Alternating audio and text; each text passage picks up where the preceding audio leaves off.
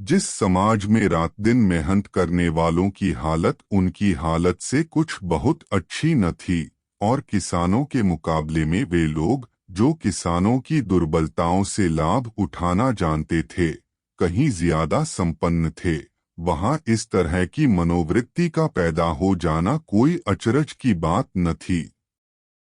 हम तो कहेंगे घीसू किसानों से कहीं ज्यादा विचारवान था और किसानों के विचार शून्य समूह में शामिल होने के बदले बैठकबाजों की कुत्सित मंडली में जा मिला था। हाँ, उसमें यह शक्ति न थी कि बैठकबाजों के नियम और नीति का पालन करता। इसलिए जहां उसकी मंडली के और लोग गांव के सरगना और मुखिया बने हुए थे, उस पर सारा गांव उंगली उठाता था। फिर भी उसे यह तस्कीन तो थी ही कि अगर वह फटेहाल है तो कम से कम उसे किसानों की सी जीतोड़ मेहनत तो नहीं करनी पड़ती, और उसकी सरलता और निरीहता से दूसरे लोग बेजा फायदा तो नहीं उठाते। दोनों आलू निकाल निकाल कर जलते जलते खाने लगे। कल से कुछ नहीं खाया था। इतना सब्र न था कि ठंडा हो जाने दें। कई बार दोनों की ज़बानें जल गईं। छिल जाने पर आलू का बाहरी हिस्सा ज़बान, हलक और तालू को जला देता था, और उस अंगारे को मुंह में रखने से ज्यादा खैरियत इसी में थी कि वह अंदर पहुंच जाए। वहां उसे ठंडा करने के लिए काफी सामान थे, इसलिए दोनों जल्द जल्द निगल जाते। हालांकि इस कोशिश में उनकी आंखों से आंसू निकल आते। घीसू को उस वक्त ठाकुर की बारात याद आई जिसमें 20 साल पहले वह गया था। उस दावत में उसे जो तृप्ति मिली थी वह उसके जीवन में एक याद रखने लायक बात थी, और आज भी उसकी याद ताज़ी थी। बोला, वह भोज नहीं भूलता। तब से फिर उस तरह का खाना और भरपेट नहीं मिला। लड़की वालों ने सबको भरपेट पूरियां खिलाई थीं, सबको। छोटे बड़े सबने पूरियां खाईं, और असली घी की चटनी, रायता, 3 तरह के सूखे साग, एक रसेदार तरकारी, दही, चटनी, मिठाई। अब क्या बताऊं कि उस भोज में क्या स्वाद मिला। कोई रोक टोक नहीं थी, जो चीज चाहो मांगो, जितना चाहो खाओ। लोगों ने ऐसा खाया कि किसी से पानी न पिया गया। मगर परोसने वाले हैं कि पत्तल में गर्म गर्म गोल गोल सुवासित कचौरियां डाल देते हैं।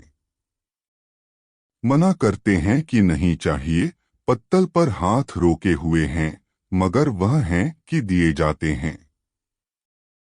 और जब सबने मुंह धो लिया तो पान इलायची भी मिली, मगर मुझे पान लेने की कहाँ सुध थी।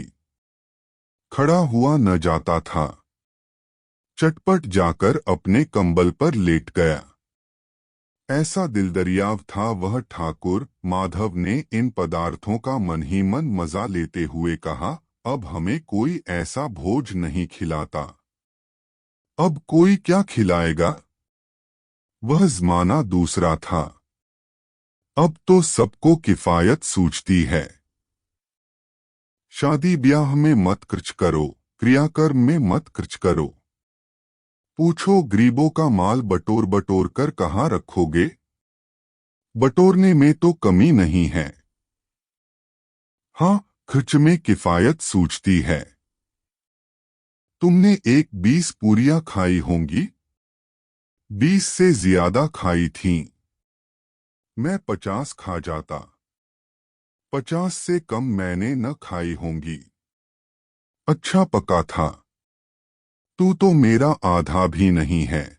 आलू खाकर दोनों ने पानी पिया, और वहीं अलाव के सामने अपनी धोतियां ओढ़कर पाव पेट में डाले सो रहे, जैसे 2 बड़े बड़े अजगर गेंडुलिया मारे पड़े हों। और बुधिया अभी तक कराह रही थी।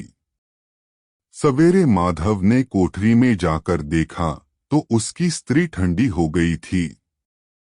उसके मुंह पर मक्खियां भिनक रही थीं।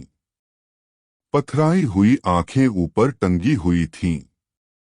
सारी देह धूल से लथपथ हो रही थी। उसके पेट में बच्चा मर गया था। माधव भागा हुआ घीसू के पास आया। फिर दोनों जोर जोर से हाय हाय करने और छाती पीटने लगे।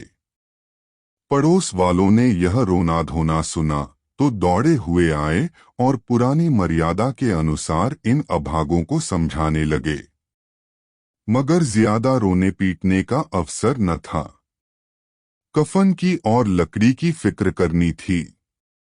घर में तो पैसा इस तरह गायब था जैसे चील के घोंसले में मांस। बाप बेटे रोते हुए गांव के जमींदार के पास गए। वह इन दोनों की सूरत से नफरत करते थे।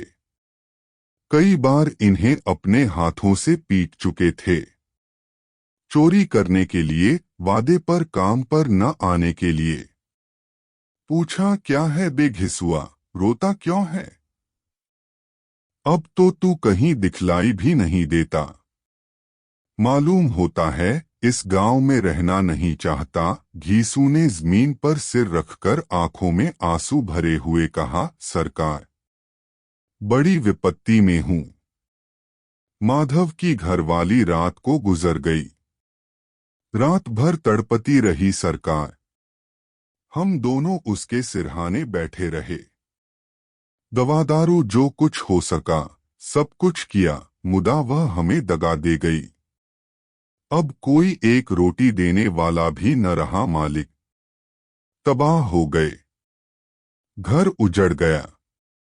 आपका गुलाम हूं, अब आपके सिवा कौन उसकी मिट्टी पार लगाएगा?